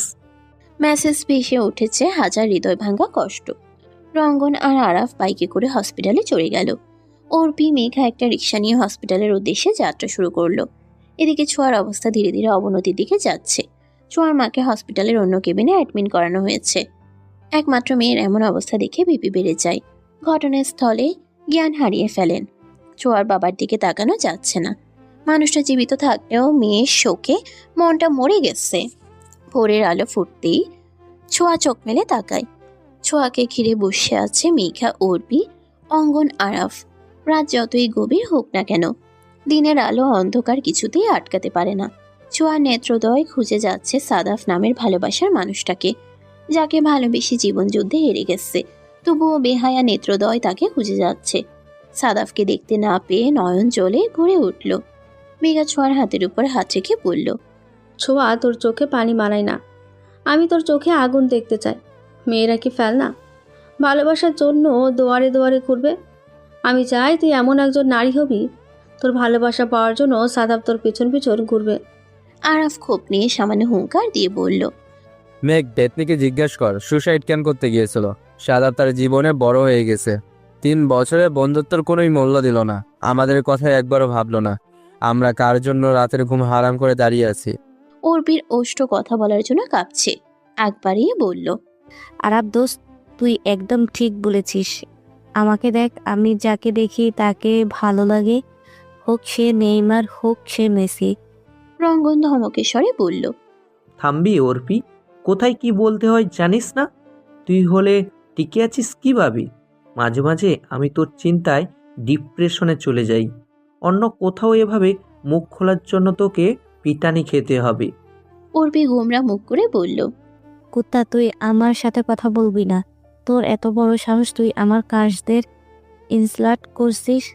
দোয়া করে দিলাম, কোনো দিন বিয়ে করতে পারবি না, সন্ন্যাসী হয়ে বেঁচে থাকবি। আরাফ বিরক্তি নিয়ে বলল, দোস্ত থাম একবার, তোরা এখনো ঝগড়া করবি? বারংবার ভুলে যাস কেন? আমরা হসপিটালে আছি, এখানে মাধুর্য বজায় রেখে কথা বল। অর্পি ঠোঁট ফুলিয়ে বলল, আমি ঝগড়া করিনি, শুরু করেছে রঙ্গন। আমি আর কোনো কথাই বলবো না। ছোঁয়ার নেত্রদয়ে বারবার জল ভরে উঠছে। না চাওয়া সত্ত্বেও নেত্রদয় ভিজে উঠে। মেঘা ছোঁয়ার চোখের জল মুছে দিয়ে বলল, ছোঁয়া, তোর চোখে জল মানায় না। তুই কিছুই জানিস না। তোর চিন্তায় আন্টির ভিপি বেড়ে গেছে, ওনাকে হসপিটালে ভর্তি করা হয়েছে। তোর কিছু হলে আন্টি মারা যাবে। তোর সাথে 3টি প্রাণ জড়িয়ে আছে। তুই মারা গেলে আন্টি মারা যাবে। মেয়ের স্ত্রীকে হারিয়ে আঙ্কেল বেঁচে থাকার আশা হারিয়ে ফেলবে। মারা গেলে আদৌ কি সব গুছিয়ে নেওয়া যায়? ছোঁয়ার কথা বলতে কষ্ট হচ্ছে। স্টোমাক ওয়াশের সময় গলা ছিলে গেছে। তবুও কষ্ট করে বলল, মেঘা, মম ঠিক আছে। আরাফ আমাকে আমার মমের কাছে নিয়ে যা ভাই, আমি মমের কাছে যাব। আরাফ চোখ পাকিয়ে বলল, এক থাপ্পড় দিয়ে চাপার 24 দাঁত ফেলে দেবো। সুসাইড করার আগে মনে ছিল না আন্টির সাথে তুই দেখা করতে পারবি না? তোর কাছে সাদাব বড় হয়ে গেছে। মা বাবার থেকে আপন দ্বিতীয় কেউ নেই। সাদাবের সাথে তোর বিয়ে হলে আপন হতো। তোর কাছে সাদাব এখন পরপুরুষ, কখনো তোর আপন নয়। বন্ধু মহলে আরাফ সব থেকে দুষ্টু এবং বন্ধু প্রকৃতির লোক। তার কাছে বন্ধুত্ব সব থেকে দামি। কারোর কিছু হলে নিজেকে ঠিক রাখতে পারে না। 5 জনকে কেউ কোনো কটু কথা বললে আরাফ তার জিভ ছিঁড়ে ফেলতেও পারে। আরাফের মতো বন্ধু পেয়ে বন্ধু মহল ধন্য। ছোঁয়া বিনয়ী স্বরে বলল, প্লিজ দোস্ত, আমি একবার মমের সাথে দেখা করতে চাই। আমাকে একটু মমের কেবিনে দিয়ে যা। বাবা কেমন আছেন? বাবার কিছু হয়নি তো? আরাফ রঙ্গনকে চোখের ইশারায় ছোঁয়ার মমকে ডাকতে পাঠায়। ছোঁয়ার বাবা বর্তমানে হসপিটালে নেই। ক্ষোভ নিয়ে বলল, মরতে মরতে বেঁচে আছেন। উনি কার জন্য বেঁচে থাকবেন? কার জন্য কষ্ট করে এত কিছু করেছেন? কার সুখের জন্য নিজেকে সকল ক্লান্তি ভুলে সাফল্যের পিছনে ছুটে চলেছেন। মেঘা কঠিন স্বরে বলল, আরাফ, এবার থামবি? আর কত কথা শোনাবি? তোর একাই খারাপ লাগছে, আমাদের খারাপ লাগে না? আমাদেরও কষ্ট হয়। ছোঁয়া যে বড্ড ভালোবাসার পাগল। আরাফ আর কিছু বলল না। অর্পিকে সাথে নিয়ে ছোঁয়ার মমের কেবিনে চলে গেল। কেবিনে প্রবেশ করে দেখতে পেল রঙ্গন দাঁড়িয়ে আছে। ছোঁয়ার মম ঘুমের দেশে। ছোঁয়ার বাবা বাড়িতে চলে গেছেন একটু আগে। অর্পি কোমল স্বরে ছোঁয়ার মায়ের ঘুম ভাঙায়। ছোঁয়ার মা আঁখি মেলে তাকিয়ে তিনজনকে দেখতে পান। তিনজনকে উদ্দেশ্য করে বলল, সোয়া ঠিক আছে, আমার সোয়ার কিছু হয়নি তো? রঙ্গন আশ্বাসের স্বরে বলল, আন্টি, কোনো চিন্তা নেই, ছোঁয়া একদম ঠিক আছে, তার জ্ঞান ফিরেছে। জ্ঞান ফেরার পর বারবার আপনার কথা জিজ্ঞেস করেছে, তাই বাধ্য হয়ে আপনার ঘুম ভাঙালাম। ছোঁয়ার মম উত্তেজিত কণ্ঠে বলল, আমি সোয়ার কাছে যাব, আমি সোয়ার সাথে দেখা করতে চাই। আমার মেয়ে কোথায়? আমার মেয়েকে দুই নয়ন ভরে দেখতে চাই, আর কখনো তাকে বকা দিব না। অর্পি ছোঁয়ার মমের হাত ধরে বলল, আন্টি উত্তেজিত হবেন না, উত্তেজিত হলে আপনার শরীর আবারও খারাপ করবে। আপনি আমাদের সাথে আসুন। মেয়েকে দুই নয়ন ভরে দেখে নিলেন। নিজের সমস্ত ক্লান্তি দূর হয়ে গেছে। ছোঁয়াকে ঝাপটে ধরে রেখেছিলেন অনেকক্ষণ, এখনো কান্নাই করে যাচ্ছেন। থামার কোনো নামগন্ধ নেই। মায়ের ভালোবাসা পৃথিবীর শ্রেষ্ঠ ভালোবাসা। কোনো স্বার্থ ছাড়াই ভালোবেসে যান সারা জীবন। সাদাফের ঘুম ভাঙে সকাল 10টার দিকে। ফোন বন্ধ রাখার জন্য অ্যালার্ম বেজে ওঠেনি, যার জন্য গভীর ঘুমে তলিয়েছিল। ঘুম ঘুম চোখে ফোন হাতে নিল। ফোন অন করতে একের পর এক মিসড কল আসতে শুরু করলো। তাছাড়া মেসেজ আসছে একের পর এক। ফোন বন্ধ থাকার কারণে মিসড কল হয়ে গেছে। তাছাড়া মেসেজ আসছে একের পর এক। নাম ভেসে উঠছে রঙ্গন, আরাফ, অর্পি, মেঘা। সাদাফ তড়িঘড়ি করে মেসেজ চেক করে।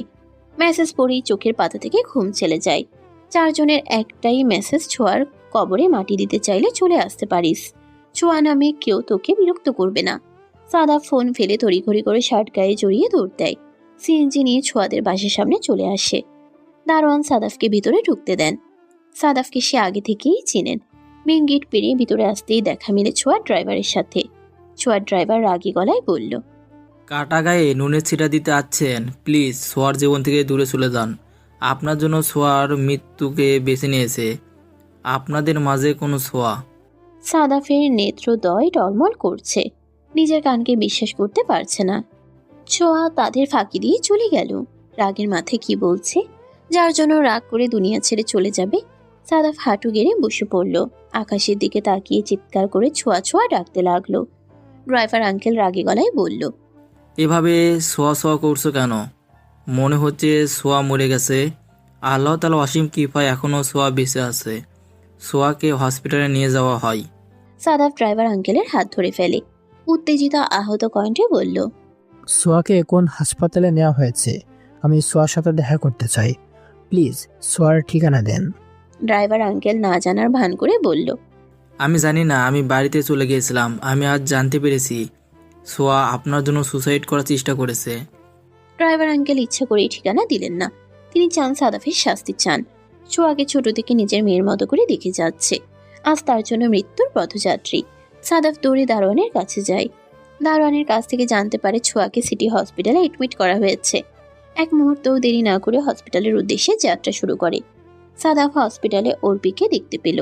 অর্পি সাদাফকে ছোঁয়ার কেবিনে নিয়ে আসে। সাদাফকে দেখে ছোঁয়ার বাবা রেগে যান। তিনি হসপিটালে কোনো সিন ক্রিয়েট করতে চান না। নিজের রাগ নিয়ন্ত্রণ করে বলল, ছোঁয়া, আমি তোমার 4জন ফ্রেন্ড ছাড়া অন্য কাউকে চিনি না। এই পাগল লোকটা কেউ কি তোমার ফ্রেন্ড? আশা করি জ্ঞানীদের ইশারায় যথেষ্ট। ছোঁয়ার বাবা কথা না বাড়িয়ে সবাইকে বাইরে পাঠিয়ে দেন। সাদাফকে রুমে একা রেখে সবাই চলে যায়। সাদাফকে দেখে মনে হচ্ছে মানসিক হসপিটাল থেকে পালিয়ে এসেছে। চুলগুলো উস্কো খুস্কো, পাখির বাসার মতো হয়ে গেছে। চোখ দুটো ভীষণ ফোলা। দেখে মনে হচ্ছে সারা রাত ঘুমোতে পারেনি। ধীর পায়ে সাদাফ ছোঁয়ার দিকে এগিয়ে যায়। ছোঁয়ার হাতের উপর হাত রাখে, কিছু বলার আগেই। বিপদে সবসময় পাশে থাকাই বন্ধুত্বের পরিচয়। বন্ধুত্বের পরিচয় পাওয়া যায় যখন বিপদ ঘরে এসে হানা দেয়। যারা ভালোবাসা বিপদ দেখে জানালা দিয়ে পালায়, তাদের ভালোবাসা লোক দেখানো। যারা বিপদের সময় পাশে থেকে সকল সমস্যার সাথে মোকাবেলা করে, তারাই প্রকৃত বন্ধু। সাদাফ ছোঁয়ার হাতের উপর হাত রাখে। ছোঁয়ার সারা দেহ ভূমিকম্পের মতো কম্পন হলো। ছোঁয়া অভিমানে মুখ ফিরিয়ে নিতে ইচ্ছে হচ্ছে, কিন্তু সৃষ্টিকর্তা তাকে সেই শক্তি দেননি। সাদাফের মনে অপরাধবোধ কাজ করছে। অসহায়, ভয়ে কথা বলার শক্তি পাচ্ছে না। ছোঁয়া নিজে থেকে বলল, মাথা ঠান্ডা হয়েছে, বরফ নিয়ে আসতে বলবো? কি অবস্থা করেছিস? মাথা তো পাখির বাসা বানিয়ে রেখেছিস। দেখে মনে হচ্ছে গতকাল থেকে উদরে কিছু পড়েনি। সাদাফ কি বলবে বুঝতে পারছে না। ভেবেছিল ভালোবাসার কথা বলবে, উল্টো সাদাফের খোঁজ নিচ্ছে। সাদাফ আহত কণ্ঠে আমতা আমতা করে বলল, তুই সুইসাইড করার চেষ্টা করছিলি কেন? তোর মাথা খারাপ হয়ে গেছে। আমার উপর রাগ করে তুই সুইসাইড করতে চেয়েছিলি, আমাকে বাদুর নাচ নাচানোর জন্য এমন করেছিস। ছোঁয়া মুচকি হেসে বলল, আরে মামা, প্যারা নিস না, চিল কর। অভিজ্ঞতা অর্জনের জন্য এমন করেছি। তুই কি ভাবছিস আমি তোর জন্য সুইসাইড করছি? তোর ধারণা ভুল। আমার কাছে আমার জীবনের মূল্য অনেক। আমি কিছুতেই নিজের জীবন উৎসর্গ করতে পারবো না। ছোঁয়া কষ্ট পেতে পেতে পাথর হয়ে গেছে। কষ্টগুলো বুকে চাপা রেখে অনবরত হাসি মুখে কথা বলে যাচ্ছে। স্টোমাক ওয়াশের কথা ভুলে গেছে। কথা বলতে যদিও কষ্ট হচ্ছে, তবুও কথা বলেই যাচ্ছে। সাদাফ অসহায় কণ্ঠে বলল, আমার উপর তোর এত রাগ জমে আছে, আমার কাছ থেকে মনের কথাগুলো লুকিয়ে যাচ্ছিস। আমি তোর কাছে ক্ষমা। সাদাফ কিছু বলতে পারল না। তার আগে কেবিনে নার্স প্রবেশ করলো। স্ট্যাথোস্কোপ পেটে রাখতে রাখতে বলল, স্যার আপনি বাইরে যান, আমরা এখানে এখন কাউকে অ্যালাউ করব না, বিশেষ করে পুরুষ মানুষ। রোগীর চেক আপ করানো হবে। সাদাফ আগ বাড়িয়ে কোনো কথা বলল না। ছোঁয়ার দিকে অসহায় দৃষ্টি নিক্ষেপ করলো। ছোঁয়া সাদাফের দৃষ্টি উপেক্ষা করে অন্যদিকে দৃষ্টি মেলে থাকায় ছোঁয়ার উপেক্ষায় সাদাফের মনে শুকনো ব্যথাগুলো তীব্র আকারে বাড়তে থাকে। উদাসীন মন নিয়ে কেবিন থেকে প্রস্থান করলো সাদাফ। বাইরে আসতেই সাদাফকে ঘিরে ধরলো চারজোড়া চোখ। চারজোড়া দৃষ্টি সাদাফকে আপাত মস্তক দেখে যাচ্ছে। সাদাফ তাদের উপেক্ষা করে হসপিটালের বাইরে চলে আসলো। সাদাফের পিছন পিছন তারাও চলে আসলো। আরাফ সাদাফের পথ আটকিয়ে বলল, তোর মন খারাপ কেন? তোর মুখে হাসির রেখা দেখা যাচ্ছে না কেন? ও, ছোঁয়া এখনো বেঁচে আছে? কি করবি? ছোঁয়ার প্রাণ কই মাছের, সেজন্য পৃথিবীতে নিঃশ্বাস নিচ্ছে। আরাফের কথায় সাদাফের মাথায় রক্ত উঠে বসে। সাদাফ চোখ পাকিয়ে কিছু বলতে চাইলেও থেমে গেল। মিহিকে কণ্ঠে বলল, আরাফ, নিজের রাগ নিয়ন্ত্রণ করার চেষ্টা করো। অল টাইম ভুলভাল বকেই যাচ্ছিস। মেঘা মুচকি হেসে বলল, তুই ভুল কাজ করলেও, মানে 7 খুন করলেও মাফ। আমরা একটু উচিত কথা বললেই দোষ। রঙ্গন সবসময় বিচক্ষণতার পরিচয় দিয়ে আসছে। আজও তার ব্যতিক্রম হলো না। সবাই মিলে সাদাফকে চেপে ধরেছে। কেউ সাদাফের দিক বোঝার চেষ্টা করছে না। সব দিক বিবেচনা করেই কথা বলি। অপরদিকে মানুষটা কি মনে করবে সেদিকে খেয়াল রাখি না। রঙ্গন সাদাফের কাঁধে হাত রেখে অগ্নি দৃষ্টি নিক্ষেপ করে মেঘা আরাফের দিকে অনুতপ্ত স্বরে বলল, তোরা শুধু ছোঁয়ার দিকটাই দেখলি, একবারও সাদাপের দিকটা দেখলি না। একবার জানতে চেয়েছিস কেন সাদাপ এমন করলো? ঠান্ডা মাথার মানুষ সাদাপ কেন এত রেগে গেল? অর্পি বাচাল স্বভাবের মেয়ে হলেও এখন নীরব ধর্ষকের ভূমিকা পালন করছে। সাদাফ একজনকে নিজের পাশে দেখে একটু ভরসা পেল। সাদাফ কিছু বলার আগেই রঙ্গন বলল, এখানে এসব নিয়ে কোনো কথা বলতে চাই না। যা কথা হবে ছোঁয়ার সামনে। ছোঁয়া সুস্থ হয়ে ভার্সিটিতে ক্লাস শুরু করলে এসব নিয়ে কথা হবে। রঙ্গনের কথায় সম্মতি জানালো সবাই। সাদাফ মানসিকভাবে নিজেকে ঠিক করার কিছু সময় পাবে। সাদাফকে মানসিকভাবে প্রস্তুতি নিতে বলা হলো। 6 দিন পর ছোঁয়ার দেখা মিলল ভার্সিটিতে। ক্লাসে টুকটাক কথা বললেও মনটা বিষণ্ণতায় ভরপুর। ক্লাস শেষে চিরপরিচিত ক্যাফেডিয়ামে আড্ডায় বসলো 3 জোড়া প্রাণ। সকল প্রসঙ্গ পাল্টে ছোঁয়া নিজে থেকে বলল, কি হলো? তোরা এভাবে চুপচাপ বসে আছিস কেন? রুকসানা ম্যামের 28 পৃষ্ঠা অ্যাসাইনমেন্ট করে জীবন শেষ। এখন চা সিঙ্গারা খেয়ে একটু জীবনটাকে সতেজ করতেছে। তোরা গোমরা মুখ করে বসে আছিস কেন? কেউ ছোঁয়া সাদাফের কথা তুলল না। ভালোই ভালোই কেটে গেল পরন্ত দুপুর। আড্ডা শেষে সাদাফ নিচ থেকে ছোঁয়ার সাথে কথা বলতে আসলো। ছোঁয়াকে পিছন থেকে মায়া ভরা কণ্ঠে ডাক দেয় সাদাফ। সাদাফের ডাকে ছোঁয়া পিছন ফিরে তাকায়। ছোঁয়া মুচকি হেসে জবাব দিল, দোস্ত, তোরা টিউশনি নেই? একটু আগেই তো বললি টিউশনিতে যাবি, কোনো দরকার? সাদাফ এদিক ওদিক তাকিয়ে নিজেকে ঠিক করে নিল। বুকের মাঝে সাহস জুগিয়ে বলল, তোর সাথে আমার কিছু কথা আছে। তোর যদি কোনো আপত্তি না থাকে আমরা কোথাও বসে কথা বলতে পারি। তুই আমার সাথে যেভাবে কথা বলছিস মনে হচ্ছে আজ তোর সাথে প্রথম কথা হচ্ছে। চল আমরা ঘাসের উপরে বসে কথা বলি। ছোঁয়ার সম্মতি পেয়ে সাদাফ খুব খুশি হলো। ছোঁয়া বসতে বসতে বলল, কি বলবি দোস্ত? আগে এটা বল, তুই টিউশনিতে গেলি না কেন? সাদাফ ঘাসের উপর কাঁধ থেকে ব্যাগ রাখলো। ছোঁয়ার দিকে এক পলক তাকিয়ে বলল, তুই আমার উপর রেগে আছিস, আমার সাথে ঠিক মতো কথা বলছিস না, ফোন দিলে রিসিভ করিস না, সমস্যা কি তোর? তেমন কিছু নয়, মমকে বোঝানোর চেষ্টা করছি। তোকে তো খবর দেওয়া হয়নি, বাবা আমার বিয়ে ঠিক করেছে। ছেলে ইউএসএ থাকেন, বিয়ের পর সেখানে চলে যাব। ছোঁয়ার কথাগুলো সাদাফের বুকে তীরের মতো লাগলো। বুকে তীব্র ব্যথা অনুভব করলো। ইচ্ছে করছে ছোঁয়াকে জড়িয়ে ধরে বলতে, আমি তোকে খুব ভালোবাসি, কিন্তু কোনো এক সংকোচে তোকে কিছুই বলতে পারছে না। সাদাফ মুখ কালো করে বলল, অভিনন্দন ছোঁয়া, নিজের জীবনে এগিয়ে যা। আমি সবসময় চাই তুই ভালো থাক। ছোঁয়া দীর্ঘশ্বাস নিয়ে বলল, আমি জানি তুই আমার জন্য অনেক ভাবিস, কখনো আমার খারাপ চাইতে পারিস না। তুই সেই দিনের বিষয় নিয়ে আমার উপর রেগে নেই তো? আমি ইচ্ছা করে কিছু করেছি? বিশ্বাস কর, আমার মাথায় হ্যাং হয়ে গেছিল। আমি যা করেছি নিজের অজান্তেই করেছি। ধুর মামা, আমি এসব নিয়ে রেগে নেই, আমি সেগুলো কবেই ভুলে গেছি। তুই সুইসাইড করছিলি কেন?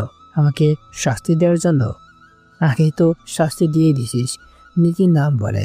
তুই জানিস না আমি এই নীতি নামটা শুনতে পারি না? আমি অজানার বসে এমন কাজ করেছি না। একজনকে মন থেকে খুব ভালোবাসি, আজও তাকে খুব ভালোবাসি। তাকে পাবো না বলে নিজেকে গুছিয়ে নিয়েছি, আর তাকে নিয়ে ভাবতে চাই না, সেই জন্য বিয়ে করতে চাচ্ছি। সাদাফ আগ্রহ নিয়ে বলল। আজও তুই আমাকে ভালোবাসিস? সাদাফকে থামিয়ে দিয়ে বলল, ওয়েট, আমি কখন বললাম তোকে জীবনসঙ্গী হিসেবে ভালোবাসি? আমি তোকে আমার বন্ধু ভাবি। আমি বন্ধু হয়ে তোর পাশে সব সময় থাকবো। কথাগুলো বলার সময় ছোঁয়া নেত্রদয় টলমল করছিল। অনেক কষ্টে চোখের অশ্রু লুকিয়ে রাখলো ছোঁয়া। নীরবে দুজনের মনে বয়ে গেল কষ্টের হাহাকার। কেউ প্রকাশ করতে পারল না। ছোঁয়া পুনরায় বলল, তোর জন্য সুইসাইড করিনি, যাকে ভালোবাসতাম সে আমার কাছে মারা গেছে, তার জন্য নিজেকে কখনো কষ্ট দিব না। সাদাফের কথাগুলো মনেই রয়ে গেল। ভাঙা মনে কেটে গেল পরন্ত দুপুর। সাদাফকে একা করে সবাই কেন চলে যায়? সাদাফের কিছুই ভালো লাগছে না। ভারী আহত কণ্ঠে বলল, সোহা, আমার অনেক কাজ আছে, টিউশনি আছে আরো 2টা। সকালে মায়ের সাথে কথা হয়েছে, উনি অনেক অসুস্থ, ওনাকে ঢাকায় এনে ভালো ডাক্তার দেখাবো। ছোঁয়া সাদাফের মনের মাঝে লুকিয়ে থাকার কষ্টটা বুঝতে পারল। সাদাফের প্রতিটি কথা গলায় আটকে পড়ছিল, কিছুতেই কথা আসছিল না। ছোঁয়া দীর্ঘশ্বাস নিয়ে বলল, আন্টিকে ফোন করে কালই ঢাকায় আসতে বল। আন্টির থাকার ব্যবস্থা নিয়ে তোকে চিন্তা করতে হবে না, আন্টি আমার সাথে আমার বাসায় থাকবে। সাদাফ মলিন কণ্ঠে বলল, ধন্যবাদ দোস্ত, তার কোনো প্রয়োজন পড়বে না। আমি ছেলে হয়ে যতটুকু পারবো তাই করব। মাকে সুখে রাখার জন্য আল্লাহ তাআলা আমাকে অনেক কিছু দিয়েছেন। আল্লাহর কাছে হাজার হাজার শুকরিয়া। কোনো দরকার পড়লে তোদের বলবো। সাদাফ কথা না বাড়িয়ে দ্রুত গতিতে প্রস্থান করে। নিজেকে আটকিয়ে রাখতে পারলেও রাতে আটকিয়ে রাখতে পারল না। রাতের বেলা দূর আকাশে তাকিয়ে আছে ছোঁয়া। আকাশটাও ভীষণ ভারী, আকাশ জুড়ে কালো মেঘের আনাগোনা। সাদাফের কথাগুলো মনে পড়তেই নিজেকে আটকিয়ে রাখতে পারছে না ছোঁয়া, কান্না করেই যাচ্ছে। অন্যদিকে আকাশের দিকে তাকিয়ে নিকোটিনে ধোঁয়া ত্যাগ করছে সাদাফ। মনের কষ্টগুলো ধোঁয়ার সাথে উড়ে যাচ্ছে। সিগারেট তার কাছে ভীষণ প্রিয় মনে হচ্ছে। ঘুমহীন চোখে কেটে গেল 2টি প্রাণ। যথাসময়ে ছোঁয়া কলেজে চলে আসলেও সাদাফ চলে আসতে পারল না। ছেলেদের মধ্যে সাদাফ একাই হলে থাকে। 3 বছর থেকে হলে থাকার ফলে নিজেরই একটা নিজস্ব রুম হয়ে গেছে। প্রথম দিকে একটু জায়গার জন্য অনেক লড়াই করতে হয়েছে। সিনিয়ররা জায়গা দিতে চায়নি। আজ সাদাফের হলে জায়গার অভাব নেই। ক্লাসগুলো কেটে গেল খুব দ্রুত গতিতে। প্রথম ক্লাস করার পর সবাই বেরিয়ে আসে। সাদাফকে ছাড়া কেউ ক্লাস করবে না। একের পর এক ফোন দিয়ে যাচ্ছে সাদাফকে। সাদাফ কারোর ফোন তুলছে না। বিরক্ত হয়ে সাদাফ ফোন বন্ধ করে রাখে। এদিকে চিন্তায় মগ্ন হয়ে পড়ল বন্ধু মহল। সাদাফ সহজেই ফোন বন্ধ রাখে না। সাদাফের মা ফোন দিয়ে বন্ধ পেলে অনেক চিন্তা করেন, সেজন্য সাদাফ ফোন বন্ধ রাখে না। আরাফ উত্তেজিত কণ্ঠে বলল, ছোঁয়া, তুই সাদাবকে কি বলছিস? আমার মন বলছে তুই সাদাবকে কিছু না কিছু করেছিস। ছোঁয়া বিস্ময় চোখে আরাফের দিকে তাকালো, ভয়ে ভয়ে বলল, তুই জানিস আমি সাদাফকে কিছু বলিনি। আমাকে এখানে টেনে আনছিস কেন? সত্যি বলছি, আমি সাদাফকে কিছু বলিনি। ছোঁয়ার কথায় 4টি প্রাণ আরও চিন্তায় পড়ে গেল। সাদাফের কিছু হয়নি তো? ছোঁয়ার মনে অনেক ভয় হচ্ছে। গতকাল সে নিজেই বলেছে তার বিয়ে হয়ে যাবে, সাদাফকে ছেড়ে দূরে কোথাও চলে যাবে। চোখের কোণে অশ্রু জমিয়ে রেখে সাদাফ হাসি মুখে অভিনন্দন জানিয়েছিল। ভয় রীতিমতো হাত পা ঠান্ডা হয়ে আসছে। রঙ্গন চিন্তিত গলায় বলল, আমি সাদাফের হলে যাচ্ছি, আশা করি সাদাফের কিচ্ছু হয়নি। আরাফ উত্তেজিত কণ্ঠে বলল, আমিও সাদাপের হলে যাব। আমি এখনই বাইক নিয়ে আসছি, তুই একটু অপেক্ষা কর। ছোঁয়া কাঁপা কাঁপা গলায় বলল। আমরাও 3জন যাব। আমরা বাইরে অপেক্ষা করব সাদাপের জন্য, তোরা 2জন হলে যাবি। ছোঁয়ার কথার সাথে তাল মেলালো মেঘা অর্পি। ইদানিং অর্পিও খুব কথা বলে না, প্রয়োজন হলে 1-2টা কথা বলে। রাতে মেঘা অর্পির চুপচাপ থাকার কথা জানতে চাইলে এড়িয়ে যাওয়ার চেষ্টা করে। মেঘা জোর করে সবকিছু জেনেছে। আলামিন স্যারের প্র্যাকটিক্যাল করছে দুজনে মিলে। মেঘার মুখে কোনো কথা নেই। যে মেয়ে প্র্যাকটিক্যাল করতে বসলে স্যারদের 14 গোষ্ঠী উদ্ধার করে ফেলে। মেঘা অর্পির দিকে কর্নিশ চোখে তাকায়, স্বাভাবিকভাবেই বলল। অর্পি, তুই এখন কথা বলা বন্ধ করে দিলি কেন? আমি খেয়াল করছি তোকে কিছুদিন থেকে তুই কারোর সাথে তেমন কথা বলিস না। অর্পি মলিন কণ্ঠে জবাব দিল। এটা কোনো কথা? আমি সারা রাত বক বক করে যাচ্ছি, তোর মাথা খারাপ হয়েছে? মেঘা রাগী গলায় বলল। কুত্তা, তুই ভালো কথার মানুষ নয়। তোর সাথে 3 বছর থেকে আছি, তুই আমার কাছ থেকে সব কিছু লুকিয়ে যাবি? তুই মনে হয় ভুলে গেছিস আমি তোর মনের খবর রাখি। মেঘা, তুই বেশি বেশি বকবক করছিস। আল আমিন স্যারের প্র্যাকটিক্যাল কর মন দিয়ে, না হলে ক্লাস থেকে লাঠি দিয়ে বের করে দেব। অর্পি, তোর মনে কি চলছে? তুই আমার চোখের দিকে তাকিয়ে কথা বল। আমি কি চোখ বন্ধ করে কথা বলছি? আমি তো তাকিয়ে কথা বলছি। তুই তোর কাজ কর, আমাকে আমার কাজ করতে দে। ডিস্টার্ব করবি না একদম। আমার ভালো লাগে না কথা বলতে, তাই তো নিজেকে সংযত রাখছি। দেখিস না সবাই আমার কথা নিয়ে বিরক্ত হয়। এখন আমি বিরক্ত হচ্ছি, ইচ্ছা করছে তোকে খুন করতে। তুই কবে থেকে এমন মেয়ে হলি? তুই তো খুব ভালো মেয়ে ছিলি, সব কিছু শেয়ার করতি। মেঘা অর্পির কাঁধে হাত রাখে। অর্পির মুখ নিজের দিকে ঘুরাতেই মেঘা চকিত হয়ে যায়। মেঘার চোখের অশ্রু জমে আছে, ভয়ে কান্নাও করতে পারছে না। কিছু বোঝার আগেই অর্পি মেঘার কোমর জড়িয়ে ধরে কান্না করে দিল। কি বলবে বুঝতে পারছে না। অর্পি ভেজা গলায় বলল। আমি একজনকে খুব ভালোবাসতাম, গতকাল আমাকে রেখে সে বিয়ে করে ফেলেছে। তার পরিবার আমাকে মেনে নিতে পারেনি।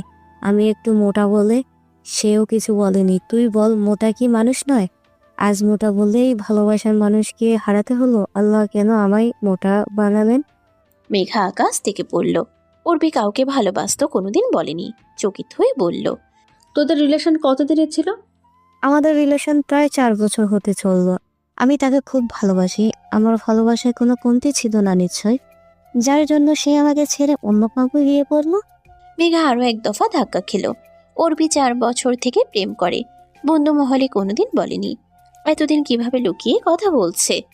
আমি তার সাথে এত বছর থাকার পরও জানতে পারলাম না। বাড়িতে কথা বলতো শুধু। মেঘা বিস্ময় কণ্ঠে বলল। তোর ফোনে কি নাম দিয়ে সেভ ছিল? তোর ফোন নিয়ে আমি কত ঘাটাঘাটি করছি, মেসেজ দেখেছি, কিছুই তো পাইনি। মম দিয়ে সেভ করা। আমার মা তো ফোন ইউজ করে না, বাবা যখন ফোন দেয় তখনই কথা হয়, আর মেসেজ করার পরেই ডিলিট করে দেয়। তাকে বলা আছে আমি মেসেজ দিলে রিপ্লাই দিব, তার আগে মেসেজ যেন না দেওয়া হয়, মনে পড়লে ফোন দিবে। মেঘা অর্পির প্রেম কাহিনী শুনে তবদা খেয়ে রয়ে গেল। অর্পিকে অনেক সান্ত্বনা দিল। অর্পি কান্না করতে করতে ছোট বাচ্চার মতো মেঘাকে জড়িয়ে ঘুমিয়ে পড়ল। আরাফা রঙ্কন সাদাফের হলে ঢুকলো। সাদাফের ঘর বাহির থেকে তালা ঝুলানো। দারোয়ানের কাছে জানতে পেল আজ সকালে তাড়াহুড়ো করে সাদাফ গ্রামের বাড়ি 8 পাড়ায় চলে গেছে। সবার মাথায় আকাশ ভেঙে পড়ল। কেউ বুঝতে পারছে না কি করবে। আরাফ চায়ের কাপে চুমুক দিয়ে বলল। আমি আজই 8 পাড়া গ্রামে চলে যাব। সাদাবের জন্য আমার খুব খারাপ লাগছে। ছোঁয়া আহত কণ্ঠে বলল। তুই সাদাবদের বাসা চিনিস? আমাকেও নিয়ে চল, আমিও সাদাবকে একটা নজর দেখতে চাই। আরাফ রঙ্গনের দিকে তাকিয়ে বলল। রমন, কিছু মনে করিস না। আমি সাদাবের সাথে তাদের গ্রামে ঘুরতে গেছিলাম একবার। আমি সেখান থেকেই চিনি। তোকে সাথে নিতে চেয়েছিলাম, কিন্তু বলার সাহস হয়নি। রঙ্গন মুচকি হেসে বলল। দূর শালা, আমি কিছুই মনে করিনি। মেঘা, অর্পি, তোরা আমাদের সাথে যাবি? 8 পাড়া গ্রামের অনেক নাম শুনেছি, ঘোরাঘুরি করতে পারবো 2 দিন। মেঘা এক জবাবে উত্তর দিল। আমরা রাজি আছি। ছোঁয়া যদি বাড়ি থেকে পারমিশন নিতে পারে তাহলে আমাদের কোনো সমস্যা নেই। ছোঁয়া বলল। তোরা আমাকে একদিন বলেছিলে আমি গাড়ি চালাতে পারি না। আমি অনেক ভালো ড্রাইভ করতে পারি। কলেজে থাকা অবস্থায় একটা অ্যাক্সিডেন্ট হয়, তারপর থেকে মম চালাতে দেয় না। আজ আমি তোদের ড্রাইভ করে নিয়ে যাব, সাথে তোদের সকল খরচ আমার। গাড়ি চলতে শুরু করলো আটপাড়ার উদ্দেশ্যে। আরাফের দেখানো পথ ধরে গাড়ি আটপাড়া গ্রামে চলে আসলো। সাদাফের বাড়ি ভর্তি লোকজন। শোকের বন্যা বয়ে গেছে সাদাফের বাড়িতে। মা বোনেরা কান্না করে যাচ্ছে। ভিড় ঠেলে সামনে এগিয়ে আসলো। আরাফ একটা বৃদ্ধ লোককে জিজ্ঞাসা করলো, চাচা এখানে কি হয়েছে? সাদাব কই? আমরা ঢাকা থেকে আসছি। সাদাব আমাদের কিছু বলে আসেনি, তার জন্য খুব চিন্তা হচ্ছিল। বৃদ্ধ লোকটি ভাঙা গলায় বলল, ও তোমরাই সাদাবের বন্ধু। সাদাবের মা তোমাদের সবার কথা বলল, তোমরা সাদাবের সাথে দেখা করতে চাও। ছোঁয়া উত্তেজিত কণ্ঠে বলল, প্লিজ আমাদের সাদাফের কাছে নিয়ে যান। সাদাবকে এক পলক দেখার জন্য আমরা ঢাকা থেকে ছুটে আসছি। বৃদ্ধ লোকটি ভেজা গলায় বলল। আসো আমার সাথে। বৃদ্ধ লোকটি আগে আগে যাচ্ছে আর সবাই পিছন পিছন যাচ্ছে। বাড়ি থেকে নদীর ঘাটের দিকে আসলো। এদিকে বাঁশবাগান। বাঁশবাগানের এক পাশে বৈদ্যুতিক লাইটের আলোয় আলোকিত করছে। একটু এগিয়ে যেতেই সবার পায়ের নিচ থেকে মাটি সরে গেল। সাদাফ কবরের উপর শুয়ে আছে। বৃদ্ধ লোকটির কাছ থেকে জানতে পারলো সাদাফের মা ফজরের আজানের সময় দুনিয়ার মায়া ত্যাগ করেছেন। সবাই ছুটে সাদাফের কাছে গেল। সাদাফ তাদের কাছে পেয়ে দেহের সমস্ত শক্তি দিয়ে মা বলে চিৎকার করে উঠল।